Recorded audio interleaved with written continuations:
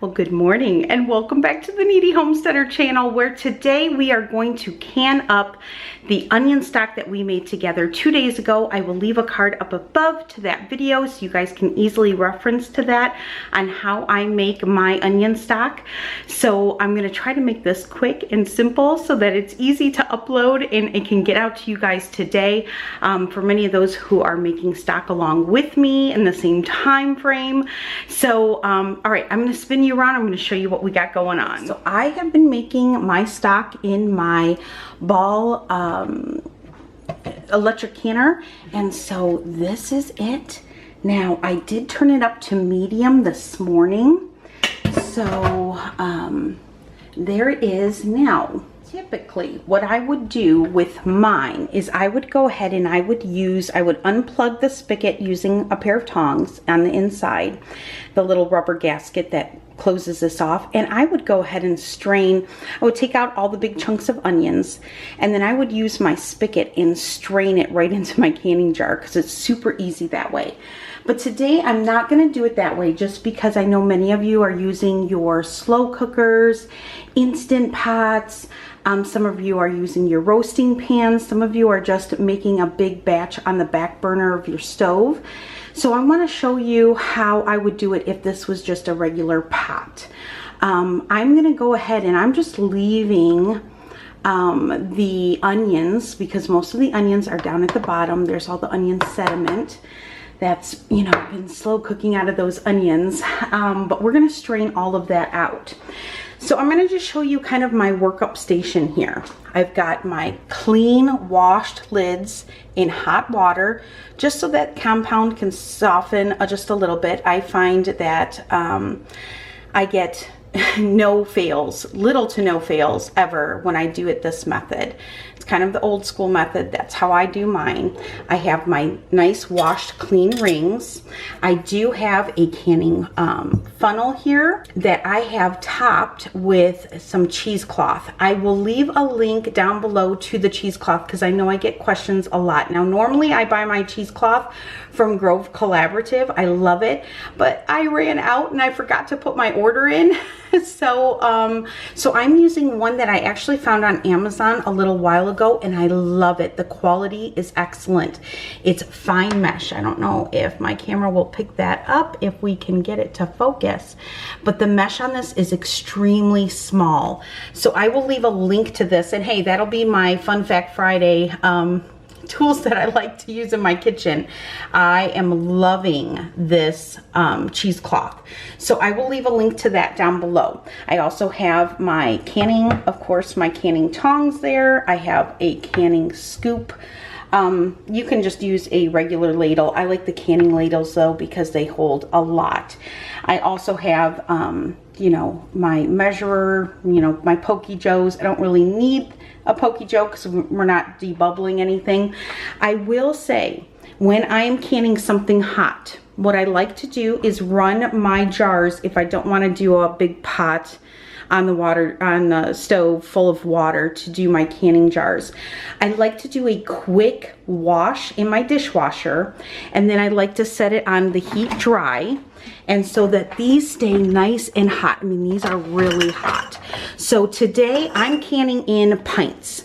I use my onion stock a lot for rice, and 2 cups of rice to 2 cups of stock is perfect.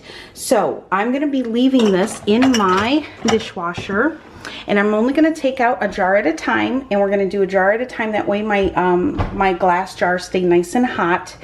Hot product, hot jars, hot canner. So my canner is full of hot water. I am using the All-American 921. If I need to bring out my 915, I will. 3 inches of water. Okay, and so I have a little mark on my measurer tool. So 3 inches of water before you put in your jars. Now, as we put in the jars, this water line will normally just rise because we're putting mass in it.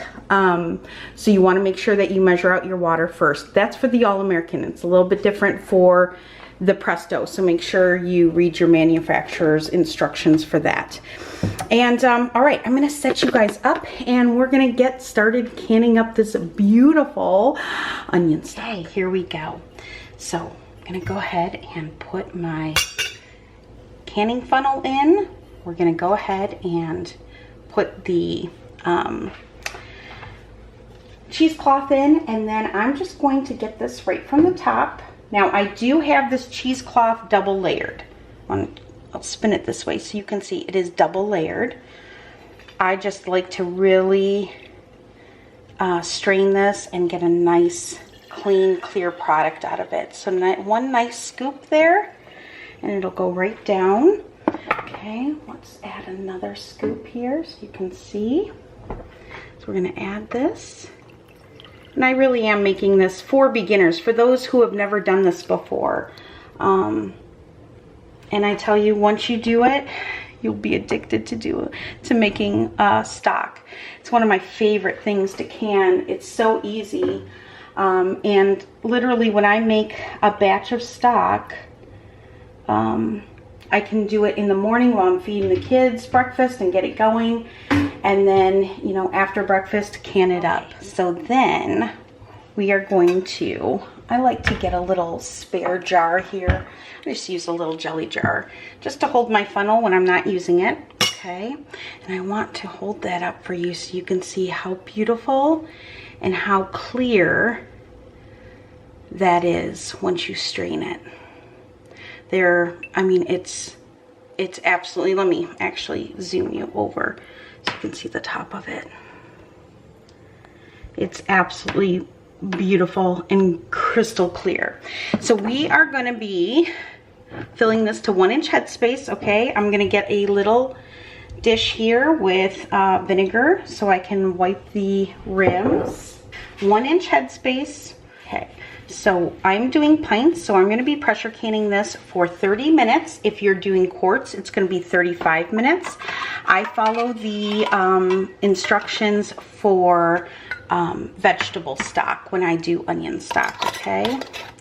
So 30 minutes for pints, 35 minutes for quarts, and there's our first jar. So I'm gonna load that into my canner. I'm gonna bring out a second jar here, and we'll do another one together, okay? And then once you get going, it's like an assembly line. And remember, the more you can, the easier it gets. It does become like second nature. You can do it, you know, in your kitchen as you're working. And okay, and then there we have it. 1 inch headspace. Absolutely beautiful. All right, I'm gonna go ahead and wipe the rim.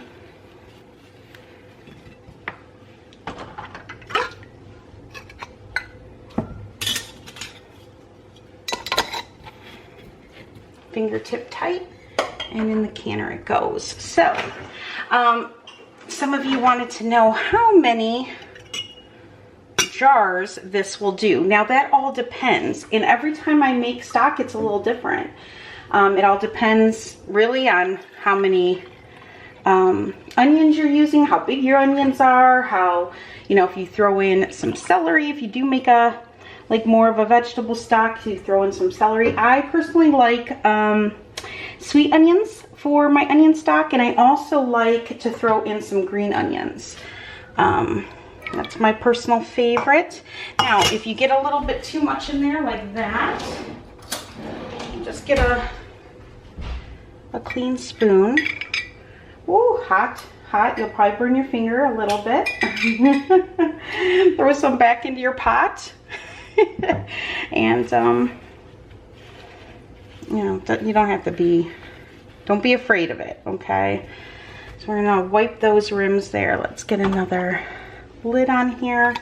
So it all depends. So I never know how many jars exactly I'll get.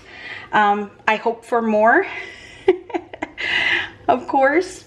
But we'll see. We'll see how many I can get out of this batch. But every time you make it, it's going to be a little different because you don't know how, you know, everything's going to cook down. And like I said, there's just so many variables. It's, you know, canning is not precise like that when it comes to being on the mark. And I find that true with just about everything I can. So it's always approximate. So we're gonna 1-inch headspace there.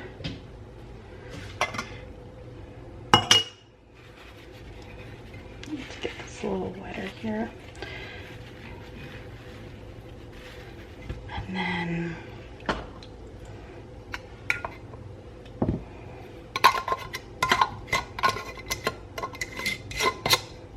there we go. Look how beautiful that is, right? It's like a jewel, like liquid gold. All right, I'm gonna keep going, guys, and I would normally kind of film this for you, maybe set to music, but I live in a very high touristy area, and today is Friday, and I know a long video will probably take about 14 hours to upload, and I really want to try to get this out to you today, because I know several of you were making stock in real time with me, so I really want to try to get this out for you guys. So I'm really trying not to make this video long, but you know, I could talk to you guys forever. Talk your ear off. So I am going to end it at this jar right here and get everything loaded, and then we will get this canned. Now, depending on your canner, you know, it might be a little bit different, but I'm going to show you how I can it with an All-American canner. So there we go. All right, I'm going to keep going, and I will be back when we get our canner locked down. So in this canner, I was able to get 18 pints.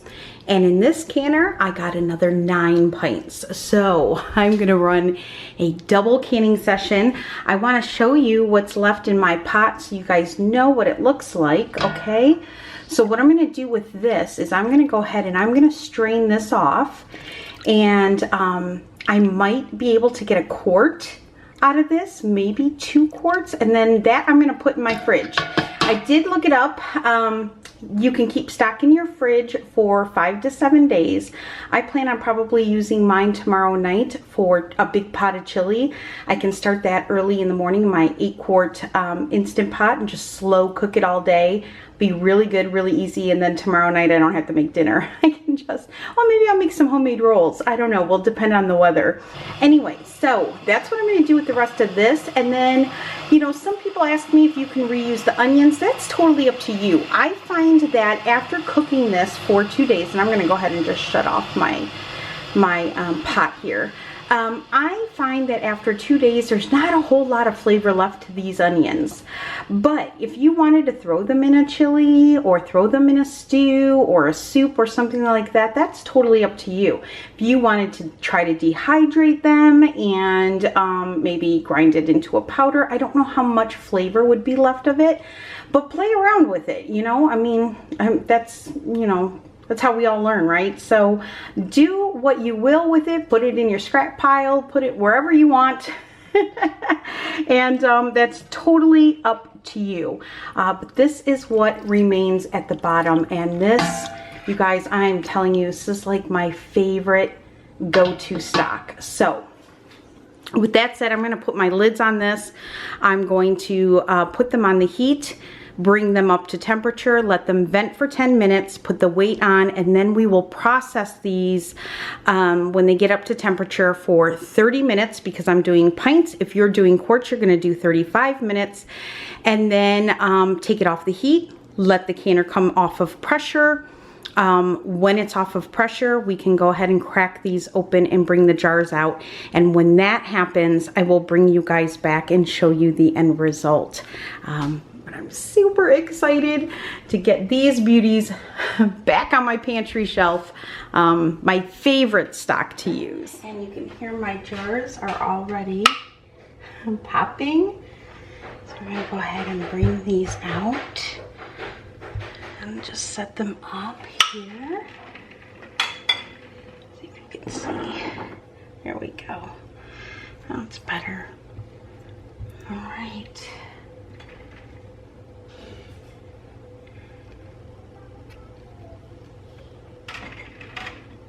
absolutely beautiful. And if you use really good quality, very fine mesh cheesecloth, you won't have any cloudiness, you won't have any like particles in it or anything like that. So I'm just lifting them straight out of the canner.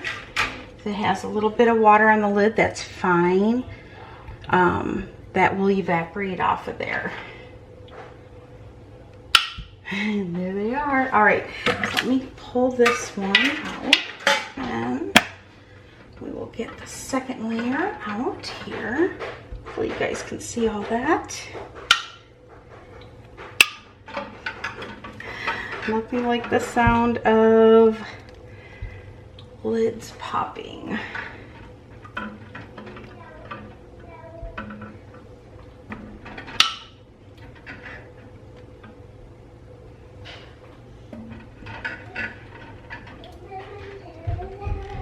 We might have to get another row in here and make another row here.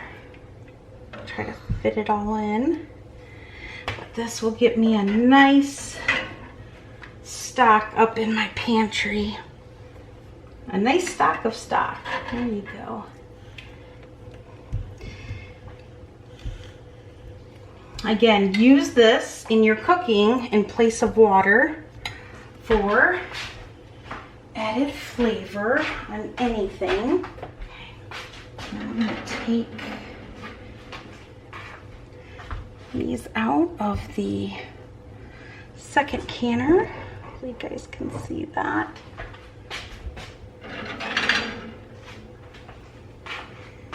And yes, I have to have all the balls facing forward.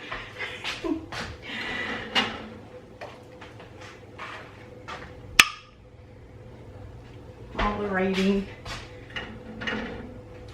has to be facing forward. I don't know why. Just looks better that way. It takes pictures better that way for you guys.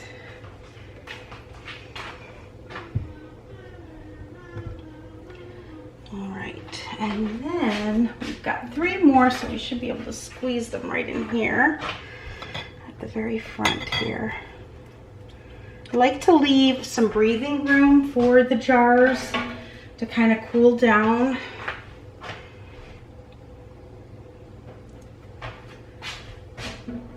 It's now very hot in my kitchen. I had to wait to can till I could find a little bit of a cooler day. It's only in the 80s today here, so definitely hot to run the canners, but I've got an itch now to can, and I had to get it done. I wanted you guys to have this video and be able to make this, but there they are. Can you see that? Look how beautiful. Headspace is perfect. Absolutely spot on. They look like jars of honey. They really do. Of course, that is not only the skins of the onions, but also the turmeric that we used in our stock, and it's absolutely beautiful. So I hope you give this a try, you guys. If you do, let me know what you think, how you like it, how you use it. Like I said, I use it in everything. Use it in place of water anytime I want just some extra flavor. Okay guys, if you have any questions at all, leave them down below for me. I will try my very best to answer them for you. But I hope you enjoyed this. I hope you give it a try, and I will be seeing you really soon. There's a couple of other canning projects I really want to get done, and I'm hoping that the weather cooperates and I can get that done for you guys soon. All right, I'll see you soon guys. Take care.